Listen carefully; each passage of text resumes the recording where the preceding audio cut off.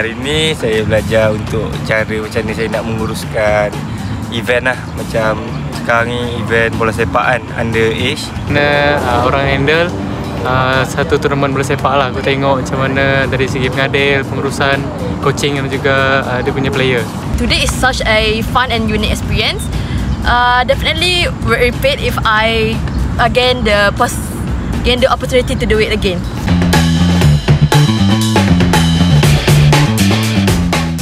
Bagi saya, kerja paling menarik hari ini adalah menjadi seorang pitch manager, di mana saya mampu berinteraksi dengan jurulatih untuk menanyakan tentang player mereka, siapa yang score, siapa yang assist. Saya dapat meluangkan masa dengan beberapa pasukan yang daripada tim yang agak hebat. Jadi kita boleh tengok setiap pasukan ataupun setiap tim cara permainan diorang berbeza. Jadi ball boy, iaitu tukang ambil bola.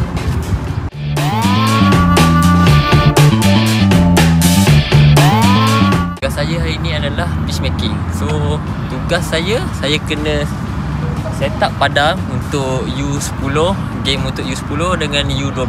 So ini job scope saya sebagai registration.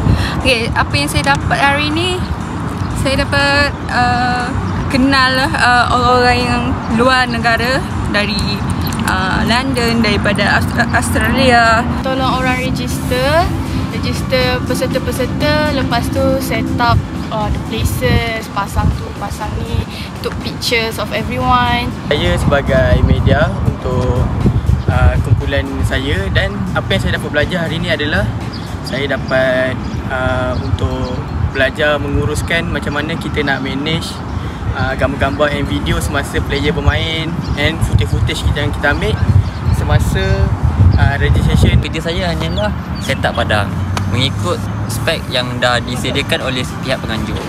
So di situ saya banyak belajar lah dari segi percakapan, dari segi bahasa kita Malaysia dan juga orang luar.